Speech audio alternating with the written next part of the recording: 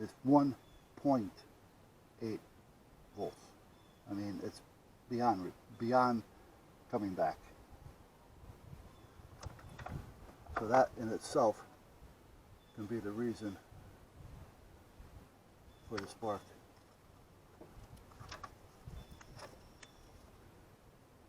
So let's put this on here. Probably not going to go back to this place. Well, I got to see. I don't remember now. I'm almost positive I bought this over here. And they don't go through a whole lot. And I really don't know if they're buying seconds or not, if you know what I mean. No, in other words, rebuilds.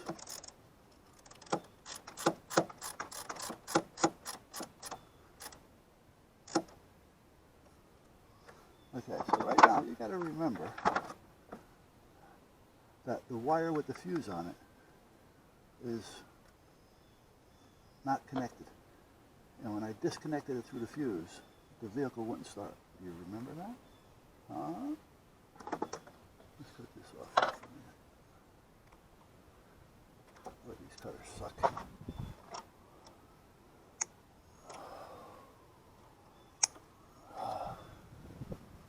Okay.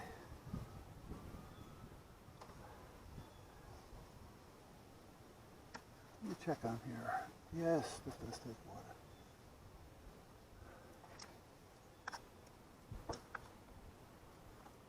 I'm not going to waste acid.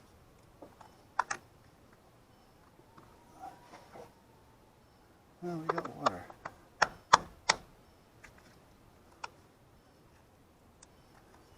If it's in there, it's probably in here too. So we'll check. Yep. Last night about 6 o'clock they had an accident southbound on 95 next to the Home Depot in East Haven.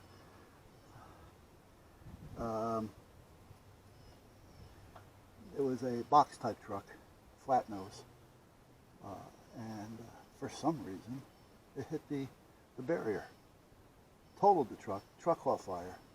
They were rushed. They had to be taken out with jaws of life. Branford, it's East Haven, but Branford was called in because it's also, that's probably about 1/8 of a mile from Branford town line. But East Haven called Branford in to take over on the Branford side because they couldn't get in, where Branford was able to kind of fight the traffic and get in. And East Haven, you know, where it was, they came in from the side that were right there. Now the speculation was, so far, I haven't heard anything, as the people that were driving this truck for this apparently delivery, I have no idea. They didn't say, other than they feel that they were not from this country, nor did they have driver's licenses. And it looks almost like, which it's hard to tell the way that the picture showed, because they only had one picture, but I'm sure more will come out on it. But there's the Home Depot exit, and then 95 continues on. There's 2 lanes for the Home Depot exit, which is their frontage road exit. But they usually have those crash drums, you know, filled with water or sand, in front of the split where the actual barrier is. So if you were to hit that by mistake, you know, it's going to cause damage, yes, but if it should save lives. But it didn't show anything like that. It looks like it hit concrete, so I have no idea how it ended up hitting concrete, not unless it just ran into the wall. I mean, I don't know. But it wasn't so much to the side. It was on the passenger side more than the driver's side, but it was still from the front end. So I really don't know what the story is there.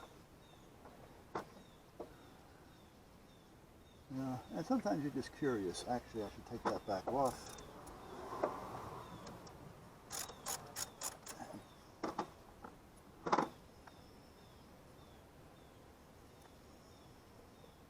Take care of this tape.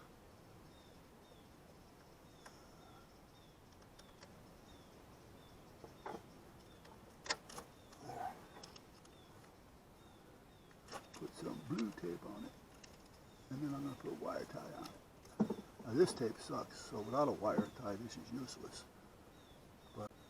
but I use it whenever I have an opportunity to. As long as I can use a wire tie with it, I don't mind using it.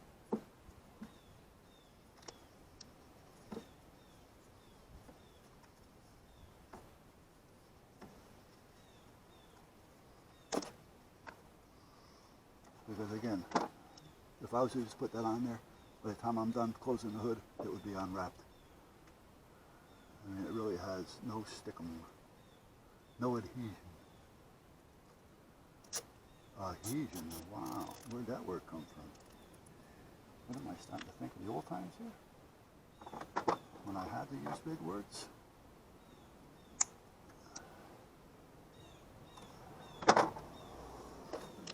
Put you back. Put you back.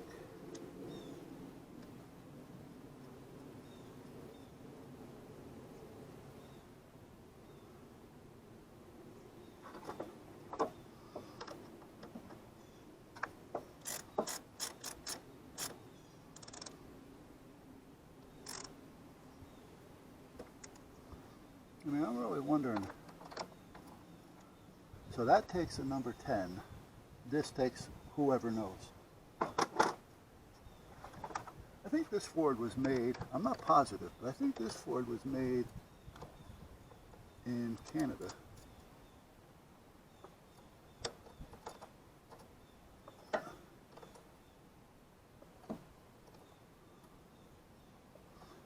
This doesn't have a chip key. And when I went to have a spare key made for it, they kept telling me that it takes a chip key, and I keep telling them it doesn't. And I keep giving them the key that I got with the van, and I thought, that's it. Are you sure this came with the van? Yes, I'm sure. Just make the key. If it's no good, I'll eat it. Don't worry about it. Just make the key. I'm not going to stand here for 10 minutes discussing with you what key it is or what key it isn't. You know?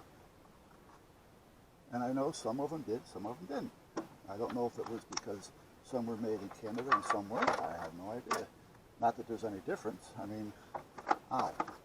That hurt. That hurt. Okay, now, this, if I jump the battery, are we still recording? Yeah. This should start. Should start. If I put the other battery on.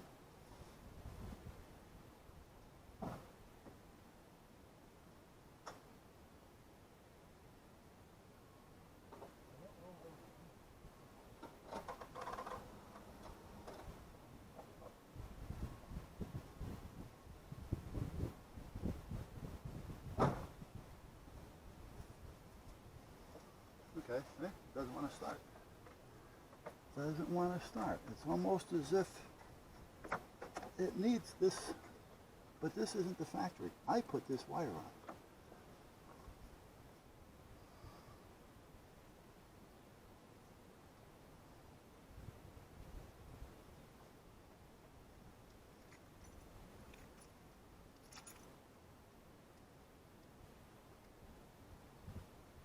The battery's completely dead.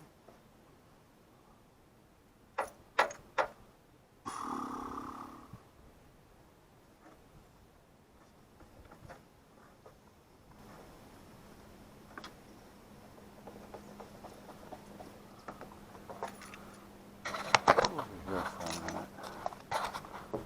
Something's not right here, guys. Something's not right here in Denmark.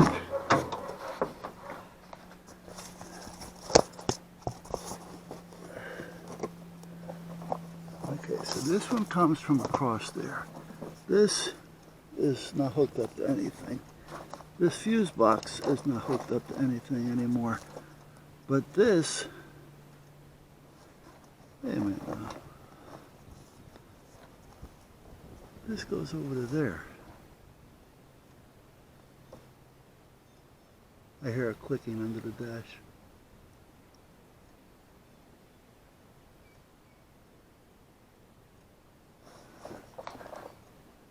You hear that?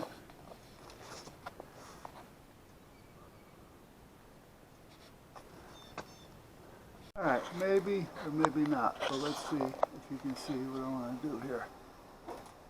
Alright, I'm working on the van because we have that little battery issue to where it wants to go dead every now and then. And I'm kind of getting tired of it.